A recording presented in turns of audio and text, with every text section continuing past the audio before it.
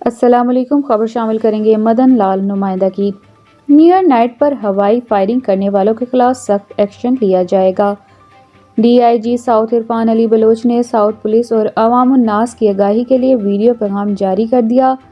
One willing اور منشیات استعمال کرکے غل غپاڑہ کرنے والوں کے خلاف بھی قانون کے مطابق سخت کارروائی عمل میں لائی جائے گی۔ بسم اللہ الرحمن الرحیم۔ میرا نام عرفان بلوچ ہے اور میں D I G south Karachi ہوں۔ جیسا کہ آپ کو پتہ ہے کہ کچھ ہی دنوں میں نیو ایئر آنے والا ہے اور اس موقع پہ کافی نوجوان جو ہیں اور کافی حضرات جو ہیں وہ فائرنگ کرتے ہیں، ایریل فائرنگ کرتے ہیں، لیکن اس کے نتیجے میں کافی لوگ زخمی بھی ہوتے ہیں اور کافی لوگوں کی اموات بھی اس میں ہو جاتی ہے۔ تو یہاں پہ میں یہ بات سب کو بتانا چاہ رہا ہوں کہ جو بھی اس طرح کی کارروائی کرے گا ہم اس کے خلاف سخت کارروائی کریں گے۔